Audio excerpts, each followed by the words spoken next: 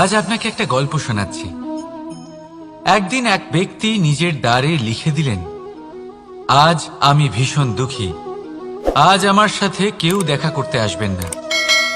কিছুক্ষণ পরে তার এক বন্ধু এলো, সে সেই লেখা পড়ল, তাও গিয়ে তার সাথে দেখা করল। সে বলল, আমি লেখাপড়া জানি না, কিন্তু আমার বন্ধুর মনের এই বেদনা, এটা আমাকে সবসময় ডাক দেয়। এরাই হলো আসল বন্ধু। কোনো কারণে আপনি যদি দুঃখ পান, কোনো সমস্যার সমাধান না বের করতে পারেন, এই সংসার থেকে আলাদা হয়ে যেতে চান, তাও এই বন্ধু আপনার সাথেই থাকবে। সমস্যার সমাধান না দিতে পারলেও আপনার সম্বল হয়ে অবশ্যই থাকবে। হয়তো আপনার দুঃখ কম করতে পারবে না, কিন্তু আশার আলো অবশ্যই দেখাবে। যখন আপনি সংসারের থেকে আলাদা হয়ে যান, তখনও আপনার সাথে যুক্ত থাকে আপনার এই বন্ধু, আসল বন্ধু। এবারে আমরা মানুষেরা বড়ই বিচিত্র। তারা সব সময় যে কোনো জিনিসের মাহাত্ম্য দুবার বুঝতে পারে। এক, তা পাওয়ার আগে। দুই, তা হারাবার পরে। এবারে ঠিক এরকমই আমাদের বন্ধুরাও হয়। যদি আজ আপনার বন্ধুরা আপনার সাথে থাকে, তাদের প্রতি কৃতজ্ঞ থাকুন, তাদের প্রসন্ন রাখুন, তাদের মাহাত্ম্য বুঝুন। কারণ একবার আপনি এদের হারালে, অনুতাপ করলেও আর এদের ফেরত পাবেন না। তাই ভালোবাসুন, বন্ধুত্ব বজায় রাখুন, আর আমার সাথে প্রসন্ন হয়ে বলুন, রাধা রাধা। আমাদের মধ্যে বহু মানুষ মাঝে মাঝে নিজেকে অকর্মণ্য মনে করি। ভেবে নিই যে এত চেষ্টা করার পরেও কিছুই পেলাম না, আর হয়তো পরেও কিছুই পাব না। আর সেই জন্য নিজের জীবনের সমস্ত বোঝা অন্য কারোর কাঁধে চাপিয়ে দিই, নিজের ওপরে বিশ্বাস হারিয়ে ফেলি। কেন বুঝতে পারেন না এই কথাটা? যে যতক্ষণ না পায়ে কোনো কাঁটা ফুটবে, ব্যক্তি কি করে বুঝতে পারবে যে এরপর থেকে নিচে তাকিয়ে চলতে হবে? সূর্যকে নিজে জ্বলতে হয় যাতে বাকিদের প্রকাশ দিতে পারে সে। রাতের অন্ধকারের সাথে লড়াই করার জন্য চন্দ্রিমাকে আকাশে একা উজ্জ্বল হতে হয়। নদী নিজের যাত্রা কি করে করে, নিজের পথ কি করে নির্মাণ করে? সে পাথরের সাথে লড়াই করে তা বানায়। যদি স্বয়ং আপনি নিজের সাহায্য করতে অক্ষম হন, তাহলে নিশ্চিতভাবে আপনার এই জীবন ব্যর্থ হয়ে যাবে। তাই মনে রাখবেন, এই সংসারে নিজের জীবনের ভার নিজের কাঁধেই বহন করতে হয়। অন্যের কাঁধের ওপর শুধুমাত্র পরলোক যাত্রা হয়। সেই জন্য এই সংসারে জীবিত সেই যে আত্মনির্ভর।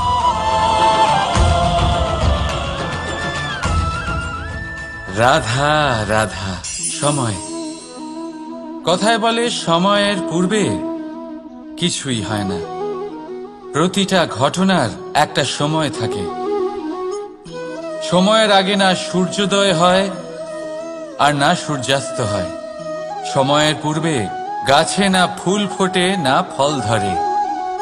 কিন্তু একটা কথা ভেবে দেখুন, যদি বর্ষা আসার আগে কৃষক ভূমিকে না প্রস্তুত করে, বীজ রোপণ না করে, তাহলে কি ফসল ফলবে? যদি কোনো যোদ্ধা যুদ্ধের পূর্বে নিজের অস্ত্রে ধার না দেয়, তাহলে সে যুদ্ধ কি করে লড়বে? এর মানে এটাই হলো যে সময় আপনার যখন আসার তখন অবশ্যই আসবে, কিন্তু ততক্ষণ এটাও গুরুত্বপূর্ণ যে আপনি নিজেকে তার জন্য তৈরি রাখুন। কারণ এই সুযোগ, এই কথাটা শুনতে যত ছোট, এটা আসেও ততটা কম সময়ের জন্য, তারপর চলেও যায়। এবার যদি সুযোগ আপনার হাতে আসে আর আপনি তার জন্য তৈরি না থাকেন, তাহলে আপনি সাফল্য কি করে পাবেন? তাই আপনি সঠিক সময়ের জন্য অপেক্ষা করুন, সেই সুযোগের জন্য অপেক্ষা করুন, কিন্তু ততক্ষণ নিজের চেষ্টার দ্বারা নিজেকে আরো সক্ষম করে তুলুন। কারণ সাফল্য আপনার জন্য অপেক্ষা করছে, শুধু আপনি তার জন্য তৈরি থাকুন। রাধা রাধা। কথা মানুষের পাওয়া সবচেয়ে অদ্ভুত উপহার। এই কথাই মানুষকে এই সংসারের সমস্ত প্রাণীর থেকে ভিন্ন করে তোলে, সংসারের সবচেয়ে উপরে নিয়ে যায়। এই কথার কারণেই আমরা একে অপরের সাথে ভাব আদান প্রদান করি। আমি আমার মনের ভাবনা অন্য কাউকে ব্যক্ত করতে পারি, অন্য কেউ তাদের ভাবনা আমাকে ব্যক্ত করতে পারে। এই কথাই আমাদের সবচেয়ে বড় ঢাল। এবারে দেখুন, আপনি নিশ্চয়ই লক্ষ্য করেছেন কারোর কথা মধুর হলে লোকে তাকে ভালোবাসে, তাকে নিজের বন্ধু বানায়। সেইভাবেই যদি কারোর কথা কঠোর হয় তাহলে লোকে তাকে ঘৃণা করে, তাকে নিজের শত্রু মনে করে। এই কথাই ভাষা হয়ে আমাদের ইতিহাস রচনা করে। তবে আমরা কি সত্যি বাণীর বিষয়ে অতটাই ভাবি যতটা আমাদের ভাবা উচিত? ভেবে দেখুন, মানুষের কথা বলতে শিখতে কত সময় লাগে। কোনো বালক 1.5 বছর বয়সে কথা বলতে শেখে, কেউ 2 বছরে, কেউ 3। এবার দেখুন, মানুষ 1.5 বছর বয়সে কথা বলতে শিখে গেলেও তার কি বলা উচিত এটা সারা জীবনেও শিখতে পারে না। এর উপরে মনোনিবেশ করুন, এটা বোঝবার চেষ্টা করুন কি বলা উচিত। নিজের কথা শুদ্ধ করুন, নিজের কথা মধুর করুন, আর সেই মধুরতার সাথে আমার সঙ্গে বলুন, রাধা রাধা। এই লক্ষ্য আসলে কি? এই লক্ষ্য তাই যা আমরা পেতে চাই। এই সংসারে সুখী কে হয়? সুখী সেই যে তার লক্ষ্য পেয়ে গেছে। দুঃখী কে হয়? দুঃখী সেই যে তার লক্ষ্য এখনো পায়নি। এবারে প্রশ্ন এখন এটাই যে লক্ষ্য সবাই পেতে চায়, লক্ষ্য পাওয়ার জন্য সবাই প্রাণপণ চেষ্টাও করে, তাহলে সবাই তাদের লক্ষ্যে পৌঁছতে পারে না কেন? ঠিক আছে, কোথাও না কোথাও কিছু না কিছু কমতি থেকেই যায়, যাই বাধা থাক। আজকে আমি আপনাকে একটা উপায় বলবো এই লক্ষ্য পাওয়ার জন্য। একটা কাগজ নিন, তাতে একটা চিহ্ন বানান, সেটাই হবে আপনার লক্ষ্য। এবারে সেই লক্ষ্যে পৌঁছানোর একটা পথ বানান। এবারে এই যাত্রাকে ভিন্ন ভিন্ন ভাগে বিভাজন করে দিন। এবারে এটা হলো আপনার পরিকল্পনা। এবার এই পরিকল্পনা ক্রমানুসারে আপনি পালন করতে থাকুন, এটাই হবে আপনার চেষ্টা। এবার এইভাবে যদি আপনি চেষ্টা করতে থাকেন, যাই আপনার কল্পনা হোক না কেন তা বাস্তব অবশ্যই হবে। তাহলে এই কল্পনাকে বাস্তবে রূপান্তরিত করুন। এইভাবেই নিজের পরিকল্পনা পালন করতে থাকুন। আপনার যাই কল্পনা থাকুক বা যাই লক্ষ্য থাকুক, তা বাস্তবে পরিণত হয়ে আপনার হাতে অবশ্যই আসবে। রাধা রাধা। বাবার এক মিত্র ছিলেন, বড়ই দুঃখী ছিলেন, বিপদে পড়েছিলেন। কি করবেন? ব্যবসা ভালোভাবে চলছিল না, বাড়িতে শান্তি ছিল না, সমস্ত জায়গায় ক্ষতি হচ্ছিল। তাই উনি একজন জ্যোতিষীকে দেখালেন। জ্যোতিষী বললেন, আপনার যে বাড়ি আছে সেটা আপনার জন্য অশুভ, আপনার এই বাড়ি পাল্টে ফেলুন। উনি বাড়ি পাল্টে ফেললেন, তবুও ওনার সমস্যার সমাধান হলো না। তারপর একজন জ্ঞানী ব্যক্তি ওনাকে বললেন যে আপনার জামা কাপড়ের যে রং সেটা বিপদকে আমন্ত্রণ জানাচ্ছে, এই জামা কাপড়গুলিকে পাল্টে ফেলুন। উনি সেগুলো পাল্টে ফেললেন, তাও সমস্যার সমাধান হলো না। আবার একজন জ্ঞানী ব্যক্তি বললেন যে আপনার আশেপাশে যে মানুষজন রয়েছে তারা এটা চায় না যে আপনি সফল হন, তারা আপনার ক্ষতি চায়, তাদের সাথে সমস্ত সম্পর্ক ভেঙে ফেলুন। তো উনি সম্পর্ক ভেঙে ফেললেন, কিন্তু তাতেও ওনার জীবনে কোনো পরিবর্তন এলো না। তার মানে তিনি বাড়ি পাল্টালেন, জামা কাপড় পাল্টালেন, সম্পর্ক পাল্টালেন, যেটা পাল্টালেন না তা হলো স্বভাব। এই যে স্বভাব, এটা অত্যন্ত গুরুত্বপূর্ণ। এই স্বভাবই আপনার ব্যক্তিত্ব তৈরি করে। তাই নিজের স্বভাব শুধরে ফেলুন, তাতে ভালো পরিবর্তন আনুন, সবকিছু ভালোই হবে। রাধা রাধা। ক্রোধ, লোকে বলে যে এই ক্রোধ পাপেরই মূল, কিন্তু সত্যি কি এই ক্রোধ পাপের মূল? একটু ভেবে দেখুন, এই ক্রোধ বাস্তবে আসলে কি? এই ক্রোধ একটা অনুভূতি যা আপনার মধ্যে হঠাৎই অসীমিত তেজ সঞ্চালন করে। এবারে আমি আপনাকে কিছু উদাহরণ দিচ্ছি যাতে আপনি বুঝতে পারেন যে ক্রোধ আপনার জন্য ভালো কি না। যদি কারোর সাথে অন্যায় হয় আর এটা দেখে আপনার ক্রোধ হয়, আর এই ক্রোধ আপনাকে তার সাহায্য করতে প্রেরণা যোগায়, তাহলে এই ক্রোধ অবশ্যই ভালো। যদি কোথাও আপনি দেখেন যে কোনো নারীর উপরে অত্যাচার হচ্ছে আর সেটা দেখে আপনার ক্রোধ হয়, আর এই ক্রোধ আপনাকে তার সাহায্য করতে সাহস যোগায়, তাহলে এই ক্রোধ অবশ্যই ভালো। যদি এই সংসারে কোথাও আপনি কোনো অনৈতিক কাজ বা ছলনা দেখেন আর আপনার তাতে ক্রোধ না হয়, কিছুই অনুভব করেন না, তাহলে এটা কাপুরুষতা। তার মানে এটাই যে আপনি আপনার মনুষ্যত্ব হারিয়ে ফেলেছেন। তাই এটা বোঝার চেষ্টা করুন, আপনার ক্রোধের তেজের ব্যবহারের ওপরে নির্ভরশীল হল এই ক্রোধ আপনার জন্য পাপের সমান, নাকি এই ক্রোধ আপনার জন্য পুণ্যের স্থাপক। রাধা রাধা। মোহ, শাস্ত্রে লেখা আছে যে মোহ শুধু সেই ব্যক্তিকেই নয়, বরং সেই আরেক ব্যক্তিকেও বিনাশ করে দেয় যার ওপরে সেই মোহ আছে। এবারে লোকে কি করেন, এই শাস্ত্রে লেখা কথাগুলি শুধু শাব্দিক অর্থে নেন। এই মোহ, দেখুন, এটা শুভও হতে পারে, শুধু এর রূপ ভিন্ন ভিন্ন হয়। এটা ভালো করে বুঝতে হবে। এবারে মোহ যদি কোনো বস্তুর উপরে থাকে তাহলে তা লালসা হয়ে যায়। মোহ কোনো বিশেষ ব্যক্তির উপরে হয়ে গেলে তা প্রেম নয়, আকর্ষণ হয়ে যায়। মোহ কোনো চাহিদার উপরে হয়ে গেলে তা বাসনা হয়ে যায়। মোহ বিজয়ের উপরে হয়ে গেলে তা কুণ্ঠা হয়ে যায়। মোহ নিজের সংস্কৃতির উপরে হলে আপনাকে সংস্কৃতির রক্ষক বানায়। যদি এই মোহ নিজের গুণের উপরে হয়, তাহলে সেই শিল্প দ্বারা আপনি এই সংসারে অদ্ভুত সব কাজ করতে পারবেন।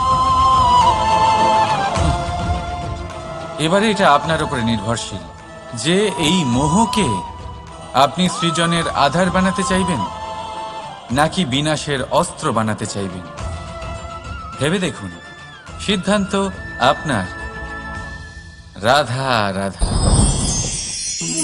অভিমান, আত্মসম্মান, অহংকার, দেখতে গেলে এই তিনটি শব্দ ভিন্ন ভিন্ন, কিন্তু এর মূল আধার একই, আত্মসম্মান। এবার যদি কথা বলি আপনার শরীরের, আপনার সংস্কৃতির, আপনার সম্পর্কের, তাহলে অভিমান থাকা স্বাভাবিক। এবার যদি কথা বলি আপনার ব্যক্তিত্ব নিয়ে, আপনার আদর্শ নিয়ে, আপনার বিচারধারা নিয়ে, তাহলে আত্মসম্মান হলো একটা গুণ। যদি এইভাবে বলা হয় যে আমি এই কার্য কারোর সাহায্য ছাড়া, সহযোগিতা ছাড়াও করতে পারি, তাহলে এটা আত্মসম্মান, আর এটা সঠিক। যদি এভাবে বলা হয় যে আমি এই কার্য কারোর সাহায্য ছাড়াই বা কারোর সহযোগিতা ছাড়াই করে ফেলেছি, তাহলে এটা অভিমান, এটাও সঠিক। কিন্তু এই কার্য শুধুমাত্র আমিই করতে পারি আর কেউ নয়, এটা অহংকার। তাহলে এই শব্দ এবং তার অর্থ বোঝার চেষ্টা করুন। জীবন ধারণের এক নতুন পথ খুঁজে পাবেন। রাধা রাধা। সংসারে প্রত্যেক ব্যক্তি কোনো না কোনো রূপে ঈশ্বরকে মানে। কেউ মূর্তি রূপে, তো কেউ তত্ত্ব রূপে, কেউ ভাবনা রূপে, আবার কেউ স্বভাব রূপে। কেউ নিজের মধ্যে পরমাত্মা খোঁজে, আবার কেউ অন্যের মধ্যে। কারোর কাছে জ্ঞানই পরমাত্মা। সংসারে প্রত্যেক মানুষই কোনো না কোনো রূপে তার ঈশ্বরকে পেয়েই যান। কিন্তু একটা কথা বলবো, ঈশ্বর প্রথমেই নিজের একটা স্বরূপ পৃথিবীতে আপনার কাছে পাঠিয়ে দিয়েছেন। সেই স্বরূপ হলো আপনার মাতা, আপনার মা। সেই মা যিনি আপনাকে জন্ম দিয়েছেন, আপনাকে বাঁচতে শিখিয়েছেন, আপনাকে সংস্কার দিয়েছেন। যদি আপনি কখনো কোনো অনুচিত পথে অগ্রসর হয়েছেন, তখন তিরস্কার করে আপনাকে সঠিক পথে এনেছেন। যদি আপনি এই সংসারে অসফল হয়েছেন, তখন তার আঁচলের উষ্ণতা দিয়ে আপনাকে আশ্বাস জুগিয়েছেন। সেই সমস্ত কাজ করেন এই মা, যা ঈশ্বরও করেন।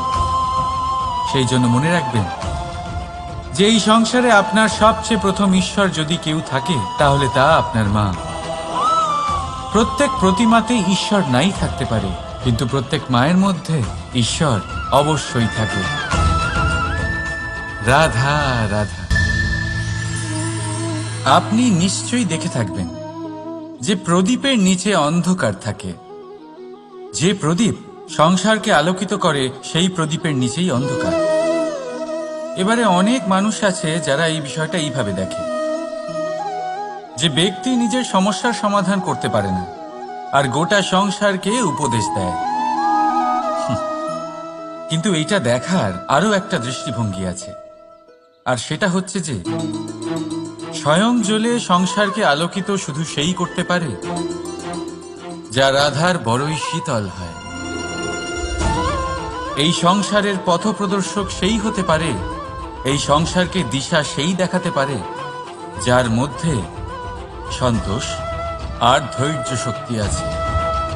এবারে দেখুন, এটা অত্যন্ত গুরুত্বপূর্ণ বিষয় যে বিবেক তখনই কাজ করে যখন মন শান্ত থাকে, যখন মন শীতল থাকে।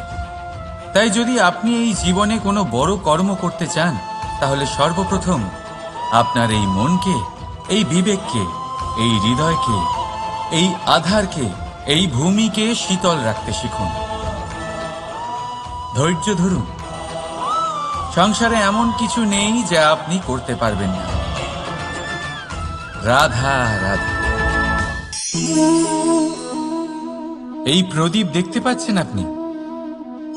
নিজেও জ্বলে আর এই বাতিকেও জ্বালিয়ে রাখে, আর এই সংসারকে প্রদান করে প্রকাশ। অন্ধকারাচ্ছন্ন ব্যক্তিকে প্রদান করে আশার আলো।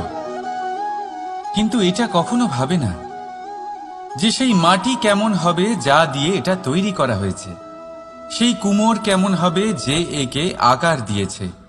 ভাবে না যে একে কিনেছে তার বাড়ি কেমন হবে, তা কতটা সুসজ্জিত। কিচ্ছু নয়, শুধু এই সংসারকে প্রকাশ প্রদান করে। আর হয়তো সেই জন্যই প্রদীপকে এত ভালোবাসা হয়। সে নিজের বা অন্যের বাড়ি দেখে কখনোই জ্বলে না, সে জ্বলে শুধু অন্ধকারের সাথে লড়াই করতে। তাই আপনিও নিজের ব্যবহার এই প্রদীপের মতো করে তুলুন। নিজের পরিচয় সরিয়ে নিঃস্বার্থভাবে কর্ম করে যান, আর নিজের জন্য এক নতুন, এক বিশাল, এক অদ্ভুত পরিচয় তৈরি করুন। রাধা রাধা। এই সংসারে প্রত্যেক ব্যক্তি বড় কিছু করতে চায়, এমন কিছু যা এই সংসারে কেউ আগে কখনো করেনি। এমন জায়গায় পৌঁছতে চায় যেখানে এর আগে কেউ কখনো পৌঁছতে পারেনি। আর কেউ কেউ এতে সফলতা অর্জন করে। কিন্তু কিছু মানুষ অসফল হয় কেন? এটাই আমার প্রশ্ন।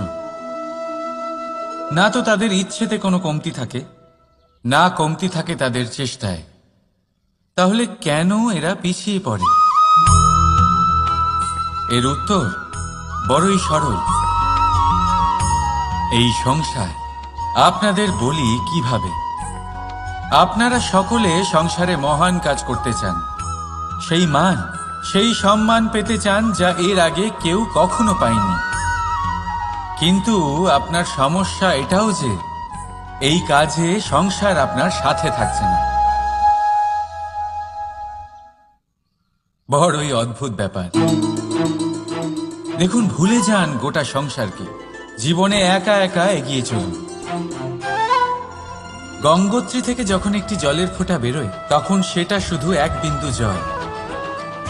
তারপরে যখন সে তার যাত্রা শুরু করে অন্য জলের ফোঁটার সাথে মিশে, তখন সে স্রোতে পরিণত হয়, গঙ্গাতে পরিণত হয়।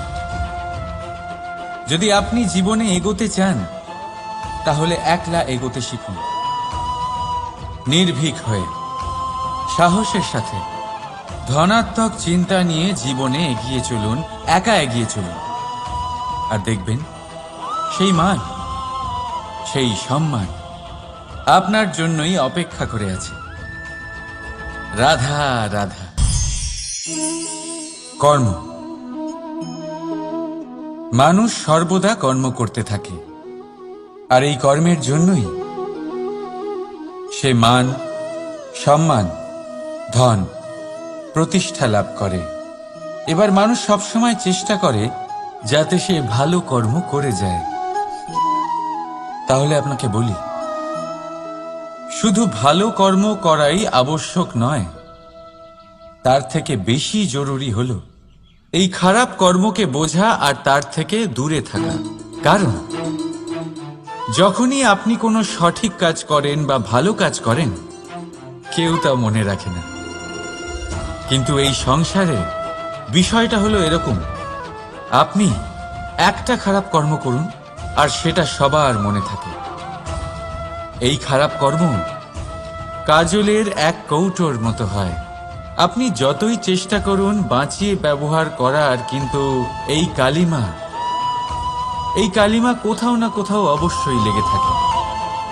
সেই জন্য জীবনে ভালো কর্ম অবশ্যই করুন, কিন্তু তার থেকেও বেশি জরুরি হলো এই খারাপ কর্মের থেকে দূরত্ব বজায় রাখা। আর এটা অবশ্যই করবেন। রাধা রাধা। সংসারে সমস্ত জায়গায় এই ব্যবসা চলতে থাকে। কিছু পাওয়ার জন্য কিছু দিতে হয়, লাভের জন্য কিছু বিনিয়োগ করতে হয়। যদি কারোর অনুভূতি জানতে হয়, তাহলে নিজের অনুভূতিকে ব্যয় করতেই হবে। এবার দেখুন না, কারোর আসল চেহারা যদি জানতে হয়, তাকে স্বাধীনতা দিয়ে দেখুন। যদি কারোর মনের শুদ্ধতা জানতে হয়, তাহলে তাকে ঋণ দিন। যদি কারোর গুণ জানতে হয়, তাহলে তার সাথে একসঙ্গে বসে ভোজন করুন। যদি কারোর ধৈর্যের পরীক্ষা নিতে হয়, তাহলে তাকে তার প্রিয় কাজ করতে বারণ করে দেখুন। যদি কারোর ভালো দিক জানতে হয়, তাহলে তার থেকে পরামর্শ নিয়ে দেখুন। এক অনুভূতির বদলে অন্য এক অনুভূতি বিনিময় করতে হয়। কিন্তু এই সংসারে একটাই এমন অনুভূতি আছে, যেটা দেখার জন্য, যেটা পাওয়ার জন্য আপনাকেও ঠিক সেই অনুভূতিটাই দিতে হবে। আর সেটা হলো প্রেম। যদি কারোর ভালোবাসা দেখতে হয়, তাহলে তাকে নিঃস্বার্থ ভালোবাসা দিন। যদি কারোর থেকে ভালোবাসা পেতে চান, তাহলে তাকে নিঃস্বার্থ পরিশুদ্ধ ভালোবাসা দিন। রাধা রাধা। কথায় আছে, সময়ের পূর্বে আর ভাগ্যের বেশি কেউ কিছুই পায় না। এবার এর মানে কি এটাই যে আপনি শুধুমাত্র সময়ের অপেক্ষা করবেন, সবকিছু নিজের ভাগ্যের ওপর আর কপালের ওপরে ছেড়ে দেবেন, নিজে কিছুই করবেন না? যদি আপনি এরকম করেন, তাহলে আপনি একটা বস্তু অবশ্যই পাবেন: নিরাশা, অসফলতা। এবারে আপনি বলবেন, যদি সবকিছুই ভাগ্য আর সময়ের ওপরে নির্ভরশীল হয়, তাহলে আমরা কি বা করতে পারি? করতে পারেন চেষ্টা, পরিশ্রম। এই চেষ্টাই আপনার জীবনে সেই সময়কে আপনার কাছে টেনে নিয়ে আসে, সেই সময়ে যার অপেক্ষা আপনি করছেন। আর এই ভাগ্য তার সামনেই নত হয় যে সর্বদা পরিশ্রম করতে থাকে। রাধা রাধা। এই পদ্ম ফুল দেখতে পাচ্ছেন? এর অভ্যেস হলো জলস্তরের ওপরে ভাসা। সেই জন্য জলাশয়ের জলস্তর যখন বৃদ্ধি পায়, এই যে ফুলের কাণ্ড দেখছেন সেটাও বাড়তে থাকে, যাতে এই ফুল জলস্তরের ওপরে থাকে। কিন্তু যখন সেই জলাশয়ের জলস্তর নামতে থাকে, সেই কাণ্ড নিজেকে ছোট করতে পারে না, আর এই ফুল নিজের ভারে নিজেই ভেঙে পড়ে। এবার এটা আমাদের সাথেও হয়। সময়ের সাথে আমরা জীবনে যত সাফল্য পাই, আমাদের জীবনের স্তর বাড়তে থাকে। আর যখন আমাদের সংস্থান কমতে থাকে, আমরা সেই জীবন স্তর ছাড়তে পারি না, আর শেষ পর্যন্ত সেই জীবন স্তরের কারণেই ভারাক্রান্ত হয়ে শেষ হয়ে যায়। সেই জন্য যদি কিছু রাখতে হয়, তাহলে তা হলো দৃষ্টিভঙ্গি। সাধারণভাবে জীবন যাপন করতে শিখুন। সময়ের চক্রও আপনাকে মাত দিতে পারবে না। রাধা রাধা।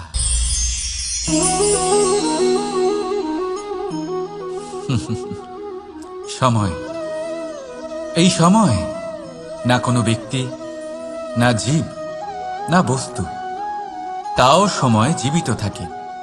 এই সময়ে না জল, না অগ্নি, আর না বায়ু, কিন্তু তাও আমাদের জীবনের আধার এই সময়। দেখতে গেলে মানুষ এই সময়ের হাতের খেলনা। কখনো আমাদের সময় ভালো হয়, আবার কখনো খারাপ।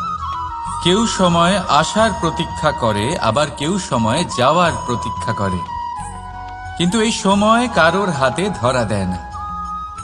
এই সময় যা কেউ দেখতে পায় না, এটা সবাইকে সবকিছু দেখিয়ে যায়।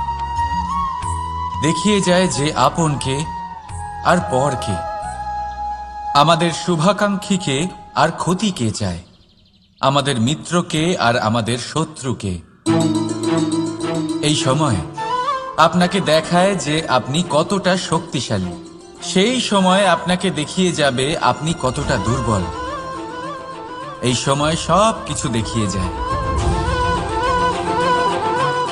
তাই এই সময় যা এতটা শক্তিশালী, তা আমরা নষ্ট কেন করি? ভেবে দেখুন। এবারে উঠুন আর এই সময়ের সম্পূর্ণ ব্যবহার করুন। এই সময়ের সদ্ব্যবহার করুন, কারণ এই সময়কে ব্যবহার করাটাই আপনার হাতে রয়েছে, আর কিচ্ছু না। আর এই সময় একবার বয়ে গেলে, তখন যাই করুন না কেন, কখনো ফেরত আসবে না। সময়ের সদ্ব্যবহার করুন আর সবার মধ্যে আনন্দ ছড়ান। আর আসুন আমার সাথে ভালোবেসে বলুন, রাধা রাধা।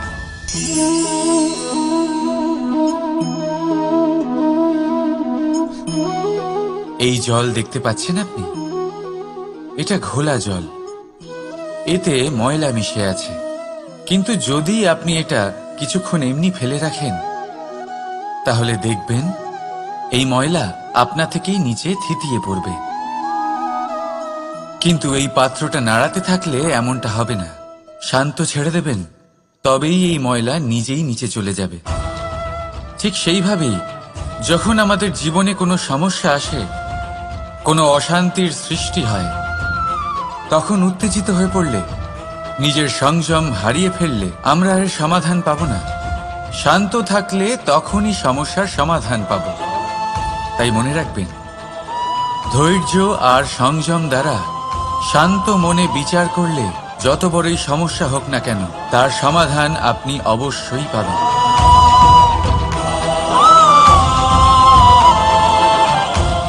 কারণ অশান্তির সমাধান শুধুমাত্র শান্তি।